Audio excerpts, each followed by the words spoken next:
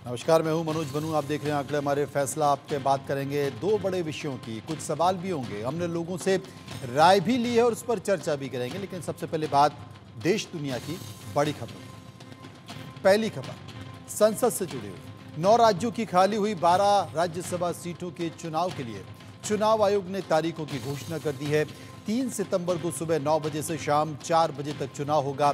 3 सितंबर को ही शाम 5 बजे से वोटों की गिनती होगी और परिणाम घोषित कर दिए जाएंगे। चुनाव आयोग 14 अगस्त को इसकी अधिसूचना जारी करेगा। नॉमिनेशन की आखिरी तारीख 21 अगस्त को होगी और भरे हुए नॉमिनेशन की जांच 22 अगस्त को की जाएगी। खाली हुई 12 राज्यसभा की सीटों में से 10 सीटें ऐसी हैं जो राज्यसभा सदस्यों के लोकसभा चुनाव जीतने के बाद खाली हुई हैं। ये 10 राज्यसभा की सीटें 7 राज्यों की हैं। बाकी 2 राज्यसभा की सीटें तेलंगाना और उड़ीसा में खाली हुई हैं।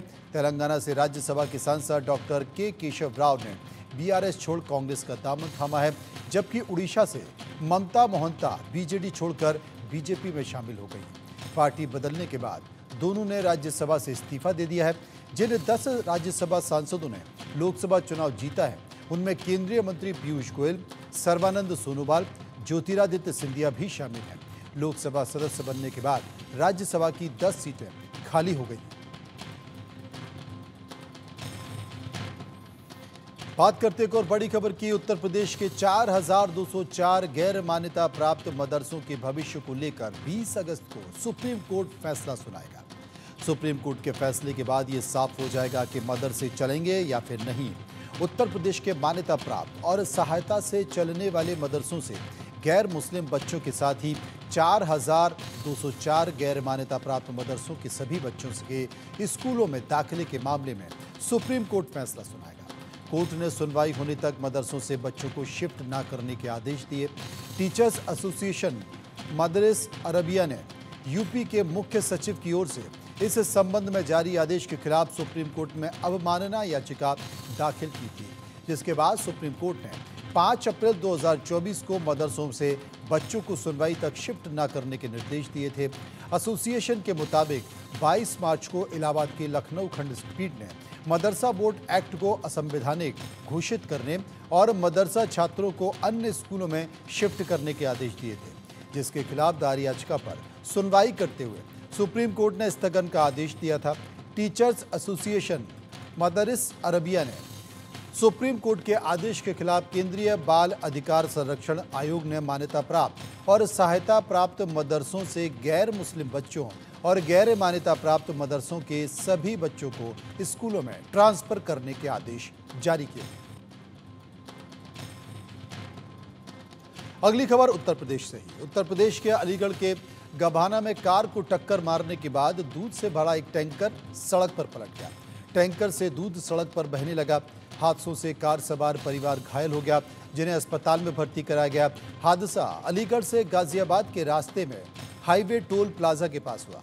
मंगलवार शाम गाजियाबाद के विजयनगर में रहने वाले प्रेमपाल यादव परिवार के साथ कार से अलीगढ़ से गाजियाबाद जा रहे थे। जैसे ही हाईवे टोल प्लाजा के पास पहुंचा तो पीछे से तेज रफ्तार से आ रहे दूध के टैंकर ने कार में जोरदार टक्कर मार दी। टक्कर के बाद टैंकर पलट गया और दूध सड़क पर बहने लगा। हादसे के बाद 6 लोग घायल हो गए, जिनमें टैंकर में सवार 3 लोग भी शामिल थे।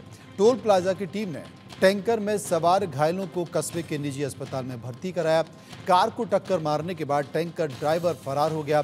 टोल कर्मियों ने क्षतिग्रस्त वाहनों को क्रेन से मदद से हटवा दिया। टैंकर चालक का कोई भी पता अब तक नहीं चल पाया है। खबर बिहार की। बिहार के पटना में सिविल कोर्ट से फरार हुए एक कैदी को पुलिस ने फिर से गिरफ्तार कर लिया है। कोर्ट से पुलिस को चकमा देकर फरार होने के बाद कैदी बुर्का पहनकर घूम रहा था। कैदी का नाम आसिफ है और इस पर नाबालिग से रेप का आरोप है। पटना के दानापुर थाना में पुलिस ने नाबालिग से रेप के मामले में दानापुर सगुना के रहने वाले आसिफ को जेल भेजा था। उसे जेल से सिविल कोर्ट में पेशी के लिए लाया गया था और इसी दौरान सिविल कोर्ट से पुलिस को चकमा देकर वो फरार हो गया। बुर्का पहनकर घूम रहे कैदी पर शक होने पर दानापुर थाने की पुलिस ने उसे रोकने की कोशिश की तो वो भागने लगा, जिसके बाद पुलिस ने उसे खदेड़ कर पकड़ लिया। हालांकि कैदी के मुताबिक उसके पिता की मौत हो गई थी, इसलिए उसने घर जाने के लिए जेलर को अर्जी दी थी, लेकिन जेलर ने खारिज कर दिए। कैदी का कहना है कि पिता के कब्र पर मिट्टी देनी थी, इसलिए वो कोर्ट से फरार हुआ था।